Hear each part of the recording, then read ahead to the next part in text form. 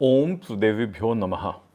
Welcome back to Trishakti Healing, a place where we discuss spirituality and various aspects of our Vedic tradition with respect to our modern life. Today, I want to spend some time exploring with you the spiritual grounding that I received from my Jyotish Guruji and how she taught me how to look at life with the light on self, the light on karma, and the life direction itself. In a similar video, I had covered how my Ishta Guru and my Pratyaksha Guru had also taught me very important lessons of Bhakti Yoga and Karma Yoga. I'm leaving the link for that in the description below. Please do see that. And coming back to today's video, here is a question for you to reflect. Why is it important to have genuine Jyotish guidance for mastering your life? Think and reflect about this. Maybe also do a little bit of research. I'll give you some answers as I go through with this video. Do like and share this video and leave your learnings in the comments so that I know what worked for you so that I can spread this message further. Now, coming back to my own spiritual grounding that I gained. Now, in a world where everyone wants to possibly know, and when I say everyone, this is everyone who goes to a Jyotishacharya or goes to a numerologist, etc. Anyone and everyone who goes to a Jyotishacharya wants to know what their future will be like. How can they sort of control their future? How can they control and change the course of actions in their life? In that space, my Jyotish Guruji taught me how to ask very powerful questions about life. That's the huge difference in which she brought me up in that tradition. I've been learning from her for the last 4 to 5 years, and there are some amazing things that she taught me. And I'll go to those 3 lessons that I have for you. Just that's something that I wanted to share. There was a period of my life where I was personally going through some very significant challenges. And I had also seen some of my friends at that time going through challenges. And I visited a wonderful astrologer at one point in time. This was Pandit Vijay Kelkar in Pune in India. And he had given me such amazing guidance. And I still remember one of my such meetings with him, possibly in 2015, where I asked him that, Panditji, when do I come back to you for guidance? And he had told me a lot of things. He said, God willing, now you will not need to come back to me for guidance ever again. Just keep getting better. Such is the amazing capability of a wonderful, grounded Jyotishacharya that they can bring into our life. So, do seek guidance and understand. I also follow a couple of other Jyotishacharyas like PVR Narasimha Rao on YouTube. He gives some wonderful predictions. But what I have learned the most, I have learned from my own astrology Guruji, Dr. Richa Shukla. She has been amazing. She has been a guide, a philosopher, a mentor, and a great teacher, and a beautiful drishta in the space of Jyotish for me. From her, I also understood a very important dictum of Jyotish, and it is Yatho Pinde Tatho Brahmande. As it is in our body, so it is out there in the Brahmanda. And you can also reverse it and look at it and say, as it is in the Brahmanda, so it is in our body. And this is where, through my teachings and my journey, Dr. Richa Shukla, my guru, she took me step by step to understand why the bhavas in our horoscope are in a certain place and how do they impact us, how our body, mind, education, relationships, wealth, career, so many things are related to these bhavas and how they get impacted. How the grahas play so much of a role, where their placements, their conjunctions, their aspects, their exchanges. There is so much to learn from all of these. I also had beautiful understandings of how the gochar, the dashas impact us. In fact, you know what, it was very interesting when in one of our classes we were discussing dashas and gochar, and suddenly some of us remembered this colloquial phrase that many of us use, that oh, I am going through this, it's just a phase. You know, that just a phase applies so beautifully in Jyotish, because as planets move from one bhava to another, one nakshatra to another, as planets go through their own dashas, and then you have the antardashas, etc. Each of these is a phase, and each of these adds certain flavors. A fast moving planet could bring a certain kind of benefit. A slow moving planet could bring its own kind of benefits and challenges. When a planet turns what we call retrograde, could have its own meaning, and each of these has beautiful spiritual meanings. I will encourage each of you to at least learn some basics of Jyotish, and also to have a prominent Jyotish Guru, a Jyotishacharya, who you consult regularly to understand various aspects of life. Once you have seen your Jyotishacharya for a few times over a period of 2-3 years, if you've spent time with actually a good Jyotishacharya, not one of those pundits, etc., who keep on giving you various solutions, you will definitely have a lot of spiritual lessons. Now, coming back to my own learnings from my Jyotish Guruji, Dr. Richa Shukla, one of the first and prominent lessons that I received from her as I was learning Jyotish was, she said, forget about predictions, start learning about your own self. And it was a very interesting statement she made to all of us who were studying. Now, forget about predicting what is going to happen. Understand yourself. And that's when, through the bhavas, through the grahas, and through various things, the various connections of these things in our horoscope, she explained to us how our behavior, our personality, our emotions, whether we use logic or we don't use it, whether we have certain kind of bad habits or if we will actually have some kind of good virtues. So many such things that she taught. But what she also said beautifully was that truly understand yourself so that you can self-regulate. So this was one of the first principles of living that she taught us. And it's a beautiful spiritual lesson. Through your Jyotish charts and various other aspects of it, learn who you truly are deep down on the inside. And through that, you can self-regulate yourself. And over these many, many years, I have found such amazing grace in that statement. Why I could be getting angry, or why I could be going sad, or why I'm excited about something, or why I'm anxious about something. When I do something, why do I do this? There are so many answers that I have got, and I continue to get, and I'm continuing to explore this. I'm also a trained psychologist, and sometimes I say this to people that you put the best designed psychometric instrument of this world on one side, and you take our Rashi system and the way our Jyotish is constructed. If we know the exact time of birth, place of birth of and the date of birth of the individual, our Rashi and Dasha system can tell you far more about the human being than any psychometric instrument can. It's that powerful, right? So I invite you to please understand yourself through Jyotish, and through that self-regulate. That itself will be a great spiritual movement for you.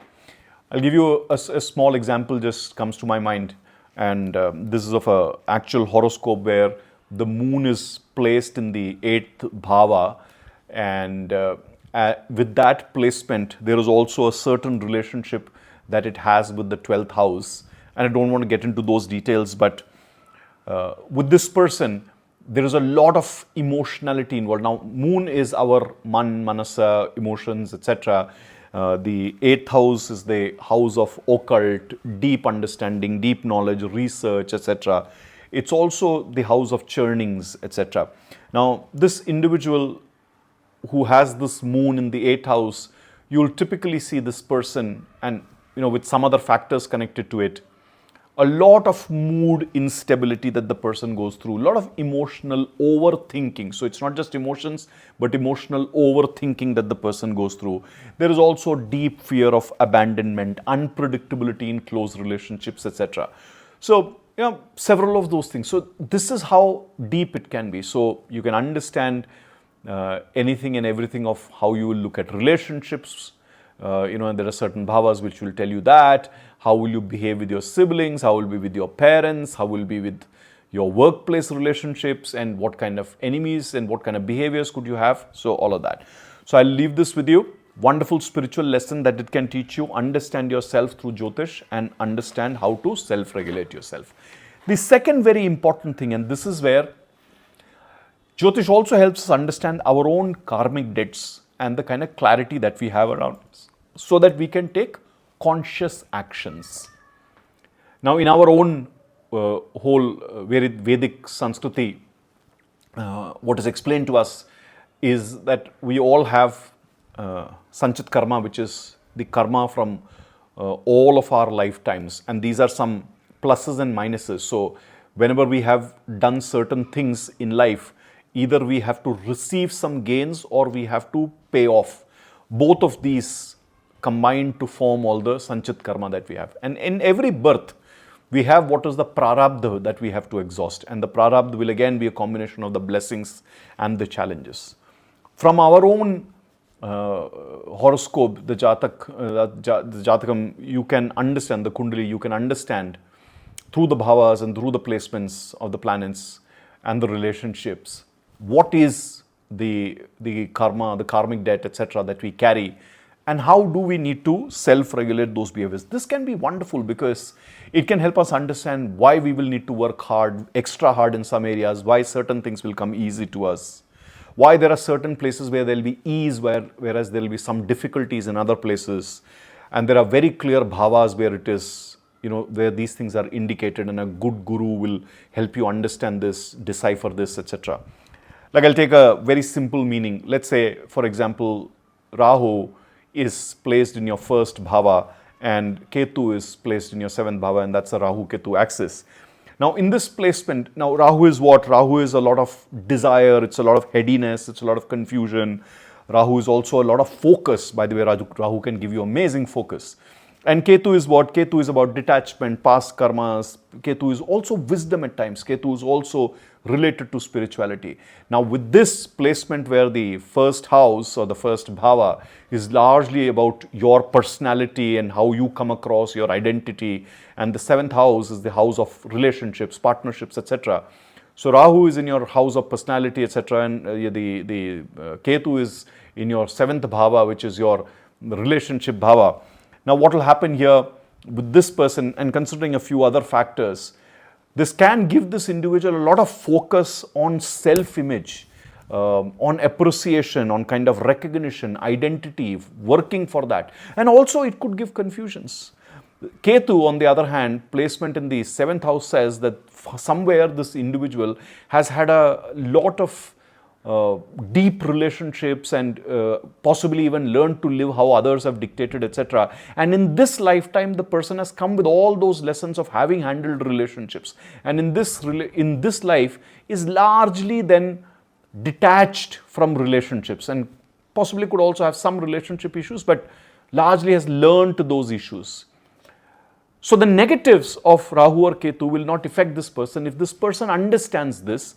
And for Rahu, this person then works deep on identity and capability and recognition and achievement by getting better. So if this person gets better, if this person is constantly improving, then Rahu will also support this person. Similarly, in relationships, if this person doesn't get too embroiled and holds emotions off and controls the way this person interacts with the world, then Ketu will again support this individual significantly. So that's how we understand karma and karmic placements, etc. And there are several other planets and placements that can help us understand this, but that's how beautiful this is. So again, I would invite you also to go talk to a good acharya and understand how karma, karmic debts, etc. can be understood, and so that you can plan your actions consciously. It really helps to act in the favor of this. Whenever we go against our karmic structures, we will have significant challenges, which will keep pulling us back again and again. Like if some person is supposed to live a detached life and is continuously running towards material gains, it's going to create issues. If a person should be independent and continuously is dependent on somebody, then it will create issues. So these are important things that we need to learn.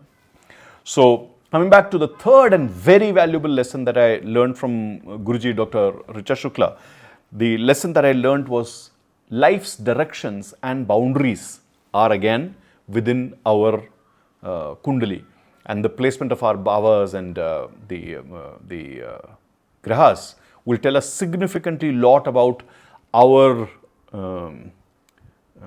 career, our relationships, our wealth, our parental lineage, how we will affect our parents, our siblings, our children, how we will impact them, and so many other such things, including questions of, including every single question of dharma, artha, kama, and moksha, the four purusharthas that we have in life.